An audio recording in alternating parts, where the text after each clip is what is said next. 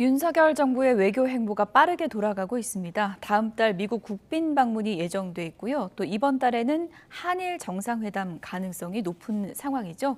이화여대 북한학과 박원곤 교수와 상황 좀 짚어보도록 하겠습니다. 어서 오세요. 안녕하십니까 교수님. 안녕하세요. 어서 오십시오.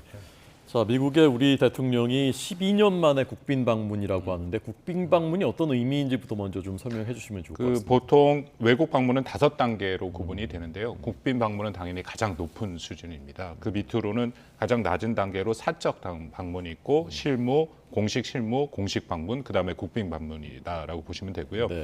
보통 국빈 방문 같은 경우에 외빈에는 그 자신의 재임 기간 동안 한 번 이제 보통 그렇게 가게 됩니다. 미국 같은 경우에 윤석열 대통령 재임 기간 동안 국빈 방문을 초청한다면 한 번이 가능한 이제 그런 것이고요.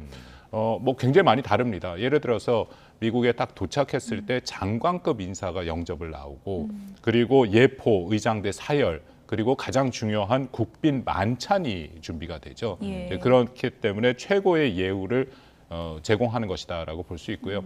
특히 그 백악관에 있는 백악관 영빈관이죠. 블레어 하우스가 숙소로 제공이 되는 이제 그런 상황이다라고 보시면 됩니다. 뭐 윤석열 대통령 같은 경우에 지난 1월달에 그 UAE 아랍에미리트를 국빈 방문을 했고 이제 이번이 두 번째다라는 것이고요.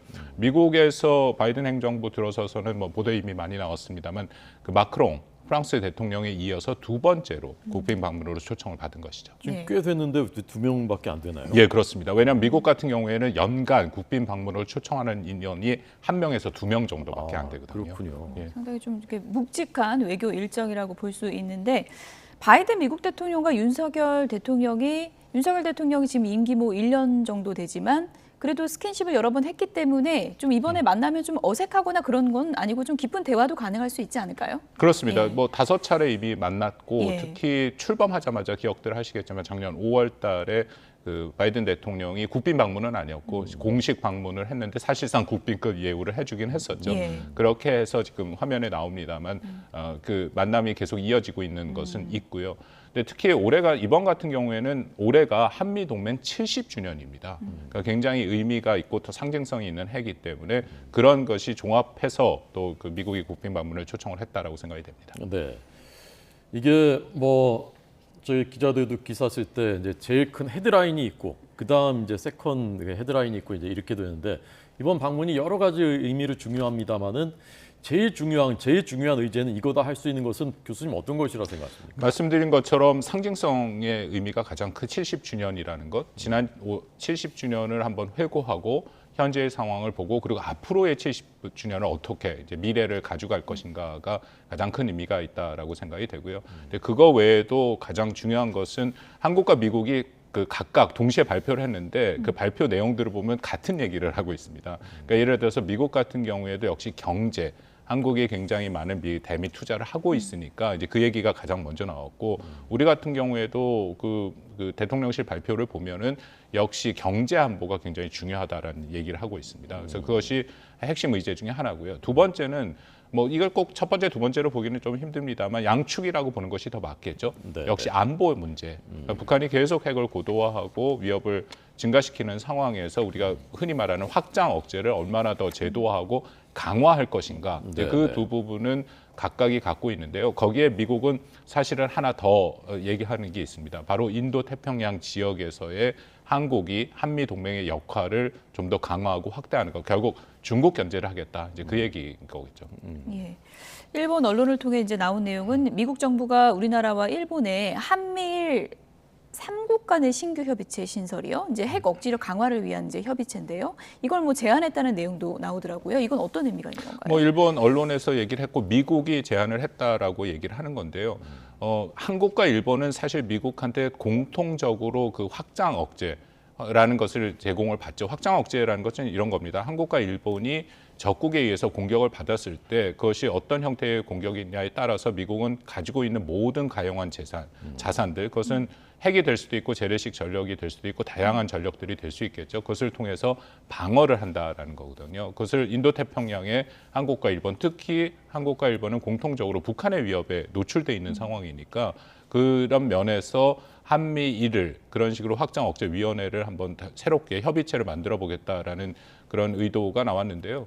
뭐 긍정적인 면과 약간은 좀 우리가 생각해야 할 면 둘 다 있다라고 생각합니다. 긍정적인 면을 말씀을 드리면 한미일이 같이 얘기를 하면 미국이 한국과 일본한테 제공해주고 있는 확장 억제의 제도성, 긴밀성이 더 커질 수 있는 거죠. 두 국가가 동시에 같이 얘기를 해야 되는 거기 때문에 미국이 더 그 한국과 일본의 목소리를 들을 수 있다라는 거고. 근데 반면에 좀 우리가 약간 부담스러울 수 있는 부분은 지금 한미가 확장 억제에 대해서 그것을 긴밀하게 얘기를 해나가는 이 와중에 미국이 갑자기 또 한미일을 얘기를 하는 것은 사실은 그간 냉전 때도 굉장히 많은 비슷한 그 유사한 사례들이 있었거든요. 그래서 우리는 조금 한미에 더 집중하고자 하는 네. 그런 생각도 있다고 생각이 됩니다. 네. 그 문제 관련해서 이제 쿼드 이게 미국, 일본, 호주, 인도의 이제 안보 협의체인데 우리가 거기에 이제 실무적으로 참여를 할 수 있고 어쩌면 정식 가입할 수도 있다 이번 회담 이후에라는 그 전망도 나오는데 쿼드에 우리가 들어가게 되면 어떤 의미가 있는 겁니까? 뭐 현재는 쿼드 실무 그 회담에 우리가 이미 작년 5월부터 윤석열 정부 출범 이후부터 거기에 적극적으로 검토를 하고 일부 제가 알기에 2개인가 3개에 참여가 돼 있는 상황입니다. 네. 근데 전체적으로 현재 쿼드가 좀 복잡하게 돌아가고 있거든요. 특히 우크라이나 전쟁 이후에 쿼드의 핵심 국가인 인도 같은 경우에는 그 미국이 주도하는 우크라이나 전쟁에 적극적으로 동참하지 않고 있다라는 거죠. 그 우크라이나를 지원하는 거에 있어서 오히려 러시아와의 관계를 좀 강화하는 면들이 있고, 근데 그거와는 별개로 어쨌든 쿼드가 주창하고 있는 여러 가지 실무 같은 경우, 뭐 방역 협력이라든지 뭐 기술이라든지 굉장히 다양한 영역들이 있습니다. 거기에 대해서 우리가 조금 더 적극적으로 동참한다라는 것은 이게 쿼드라는 게 어떻게 보면 중국을 견제한다라는 의미도 있지만 그렇지 않고 인도 태평양의 기본적인 가치와 질서와 규범을 존중하고 그것을 계속 유지하는 여러 가지 것들을 한다라는 의미도 있으니까 네, 네. 저는 상황에 따라서 그것은 필요하다라고 판단합니다. 네. 국빈 방문이 이제 격도 높고 공을 많이 들이는 이제 외교 일정이니까 선물 보따리도 더 커질 수 있다 이런 기대감도 있는데 우리가 얻어올 수 있는 가장 중요한 것 딱 하나 꼽자면 어떤 거예요? 예, 주고받기죠. 주고받기니까. 예, 그만큼 이 모든 외교라는 것은 아무리 우방국이라도 서로 주고받는 부분이 있어서 다 고민을 해야 되는데요. 아까 말씀드린 것처럼 한국의 입장에서는 경제 안보가 매우 중요한 부분이 있고 또 거기에 대해서 확장 억제 2가지다라고 여전히 생각을 하는데 뭐 많이 얘기가 나왔습니다만 인플레이션 감축법이라든지 아니면 칩 액트라고 불리는 반도체법이라든지 독소 조항이 있는 것은 분명하고 예. 네, 이것은 한국뿐만 아니라 많은 미국의 동맹국들이 다 불편하게 하는 것은 분명하거든요. 특히 아마도 그 국빈 방문 전에 특히 인플레이션 감축법 같은 경우에는 대통령 시행령이 나올 가능성이 있는데 이제 그런 내용들이 과연 어떻게 우리한테 유리하게 좀 적용이 될 수 있느냐. 왜냐하면 국빈 방문이 발표가 됐으면 지금부터 한미가 모든 일정을 조율하고 의제를 조용하는 예. 작업들을 다 들어가거든요. 그리고 국빈 방문에 틀림없이 공동 성명이 나오게 됩니다. 반도체는 지금 관심이 제일 높은 그 의제 중에 하나인데 어떤 약속을 우리가 좀 받아내는 게 좀 유리한가요? 그 뭐 반도체 같은 경우에도 이미 많이 알려진 것 같은 경우에 뭐 10년 동안 우리가 만약 하면은 중국에 투자를 하지 못한다는 몇 가지 우리한테 굉장히 불리한 조항들이 있는데요. 이제 그 부분들을 논의를 하긴 해야 되는데 근데 사실은 쉽지는 않습니다. 예. 아까 말씀드린 그 인플레이션 감축법이나 반도체법이나 이것이 바이든 행정부의 일종의 바이든 대통령의 시그니처 그런 법안들이거든요. 특히 바이든 대통령이 조만간에 재선에 나갈지 여부를 그 발표할 가능성이 있는데 재선에 나갈 가능성이 높아 보입니다. 근데 이런 상황에서 자기가 가장 핵심 국정 어젠다로 발표했었던 그 법들에 대한 조정을 한다라는 것은 굉장히 쉽지 않은 부분이 있죠. 근데 다만 아까 말씀드린 것처럼 전체 법은 그렇더라도 시행에 관한 시행령에 대해서는 우리가 할 부분은 있다라고 특히 생각이 되고, 근데 반도체법은 아직은 좀 시간이 있습니다. 이제 발표됐기 때문에 좀 조정해 나갈 여지는 좀 더 있다라고 판단이 됩니다. 네. 조금 전 그래픽이 이제 가드레인이라고 써 있었는데 가드레일입니다. 예, 오자입니다. 그 한미동맹 70주년이라고 하는데 우리 입장에선 미국이 최대 우방이고 뭐 그건 뭐 말할 것도 없겠는데 미국의 입장에선 과연 대한민국이 어떤 존재인가, 한미동맹이라는 것이 어떤 미국의 의미인가, 그 중요성이 높아지고 있는 것인가, 그 부분을 좀 끝으로 듣고 싶습니다. 저는 이번에 국빈 방문을 그 미국이 같이 그렇게 초청을 한 가장 이유가 한국 같은 경우에는 미국이 전후, 그러니까 1945년 이후에 가장 핵심적으로 성공한 동맹국인 거죠. 한국 전쟁에 그 미국이 참전한 이후에 50년, 53년 모든 것이 다 부서졌는데 한국은 뭐 여러분 잘 아시는 것처럼 세계의 그 6위에 그런 군사력과 13위의 경제력을 갖고 있는 미국의 가장 강력한 인도 태평양 지역의 핵심 동맹국 중에 하나로 등장을 했지 않습니까? 예. 그렇기 때문에 한국과 이렇게 국빈 방문을 통한 그런 상징적인 것을 한다는 것 자체가 미국이 얼마만큼 성공적인 동맹 정책을 해왔느냐를 보여주는 그런 시범 사례 같은 것이기 때문에 예. 그것만으로도 미국은 큰 의미를 찾을 수 있다고 생각을 합니다. 3월에서 5월 한미일의 이제 외교적 움직임이 상당히 활발하고 저희가 이제 4월 한미 정상회담을 좀 예상을 해봤고요.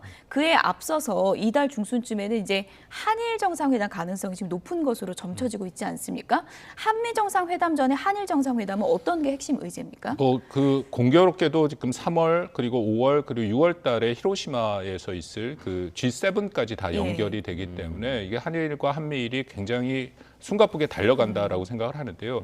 저는 이걸 막 딱 의도했다라고 생각지는 않고 그런 일정들이 그 공교롭게 이렇게 겹쳤다라고 생각을 합니다. 그렇군요. 3월 달 이거는 어쨌든 윤석열 정부가 한일 관계를 개선하겠다라고 해서 강제징용자 문제에 대한 그런 해결책을 발표한 이후가 되니까 이것을 한일 관계를 정상화하는 그런 수순으로 들어가야 되지 않겠습니까? 그렇다면 셔틀 외교, 한일 정상이 오고 가는 셔틀 외교를 보관하는 측면에서 이제 3월 달에 간다라고 판단이 되고요.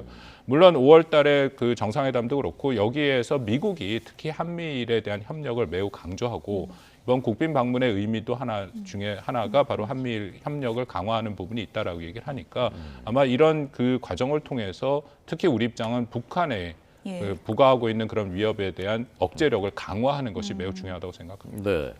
이제 한미일 협력, 특히 이제 안보 협력에 대해서는 이제 설명을 해주셨고 한일 간의 이제 경제 협력을 이번에 복원한다. 그래서 한일 정상들이 한일 기업인들하고 아마 만찬도 할 것이다라는 보도가 나오고 있는데 이 한일 경제 협력이 우리한테 어느 정도 이게 그 정상화되면 효과를 갖고 올 수 있는 것인지 그거를 좀 듣고 싶습니다. 일단 2018년 이후에 세계 부품에 대한 일본이 우리를 그 이른바 화이트 리스트에서 배제를 하지 않았습니까? 네, 이제 네. 그런 부분들이 이미 다시 협의가 시작이 돼서 복원이 될 거라고 생각이 되고 이건 좀 큰 틀에서 우리가 봐야 됩니다. 전 세계가 공급만 재편을 하고 있고 특히 첨단 산업, 반도체 산업 우리가 갖고 있는 경쟁력이 있는 산업들에 대해서 미국 주도로 지금 많은 재편들이 일어나고 있고 네, 네. 그 와중에 일본도 자신들이 상당 부분 그 어려움을 겪었던 그런 산업 경쟁력을 회복하려고 하고 있는데요. 이걸 조금 자세히 보면은 어쨌든 모든 국가가 어떤 그 산업에 대해서 모든 경쟁력을 가질 수는 없습니다. 네. 그러니까 일정 수준 분업이 일어날 수밖에 없는 거고 그간의 한일은 상당 부분 분업이 잘 이루어졌거든요. 중국까지 포함해서. 그래서 삼국이 발전할 수 있었고 당연히 미국도 포함해서 그러니까 이렇게 공급망이 재편되는 측면에서 한일 간의 관계가 좋아야 서로 간에 불필요한 그런 경쟁을 좀 줄이고 이런 분업들이 될 수 있다라고 판단이 됩니다. 네. 한일 관계 뭐 가장 큰 걸림돌은 최근에 이제 큰 이슈가 되고 있는 강제동원 해법 문제잖아요. 이 문제와 관련해서 발표 시점과 한미 정상회담 발표 시점을 맞물려서 보면 좀 미국과의 좀 공감이 있었던가 이런 또 추측도 있더라고요. 어떻게 보십니까? 미국 같은 경우에 당연히 한일 간의 관계를 개선해서 잘 지내기를 원하죠. 그렇게 돼야 한미일 간의 협력도 강화가 될 수 있다라고 판단을 하고 있으니까요. 근데 다만 바이든 행정부는 한일 간의 관계 개선에 적극적으로 나서지는 않았습니다. 왜냐하면 오바마 행정부 때 있던 사람들이 다 지금 바이든 행정부에 있는 건데요. 오바마 행정부 때 경험을 했었죠. 그 당시 기억들 하시겠지만 오바마 대통령도 직접 나서서 한일 관계 개선해서 사실 2015년 그 위안부 합의까지 끌어냈는데 그러고 나서도 보니까 결국 한일 관계는 어려움이 왔다라는 겁니다. 그래서 바이든 행정부 시작해서는 이전과 같이 한일 관계 개선보다는 한미일이라는 틀로 묶어서 계속 왔다는 거죠. 그러니까 작년 11월에 대표적인 게 프놈펜에서 삼국 정상이 만나서 공동성명도 내는 그런 형태로 갔기 때문에 예. 여전히 한미일의 협력을 계속 강조를 합니다만 그래도 한일 관계가 개선이 돼야 발전할 수 있다. 바이든 대통령이 방금 말씀하신 우리 해결안이 나오자마자 바로 환영의 의사를 포함한 것도 이제 그런 맥락이다라고 보시면 될 것 같습니다. 네. 지금 뭐 외교 일정 저희가 숨가쁘게 돌아간다고 해서 3, 4월에 이제 정상회담이 열리면 5월에는 이제 G7 정상회의가 있는데 여기 윤석열 대통령이 참석 가능성이 높은 건가요? 뭐 제가 확정적으로 말씀드리기는 어렵습니다만 예. 10중 8구 가능성이 매우 높다라고 생각을 합니다. G7이 핵심적으로 이제 인도 태평양 아시아 지역에서 이루어지기 때문에 거기에 초청국으로 아마도 호주, 뉴질랜드가 초청될 가능성이 크고 그렇다면은 역시 한국도 거기서 빠질 수는 없었다. 그러니까 만약 이 강제징용자 문제가 잘 해결이 되지 않았어도 예. 윤석열 대통령은 초청받을 가능성이 좀 있었다라는 생각이 가면 듭니다. 어떤 의미가 있는 거예요? 가면은 이제 인도태평양 지역에서의 대표하는 국가 중에 하나로서 우리가 G7은 아니지만 예. 그만큼의 중요도는 높아지는 것이고 특히 뭐 우크라이나 전쟁이라든지 뭐 대만 해협 문제라든지 우리 입장에서 특히 북한 위협 같은 것들이 매우 심각하기 때문에 G7과 인도태평양의 핵심 국가들이 같이 모여서 논의하는 장에서 우리의 그런 목소리를 충분히 좀 더 반영하고 낼 수 있다라는 면에서 의미가 크다라고 생각합니다. 네, 알겠습니다. 이르면 다음 주로 예상되는 한일 정상회담 그리고 4월 26일로 정해진 한미 정상회담 전망을 이화여대 박원곤 교수에게 들었습니다. 감사합니다. 고맙습니다.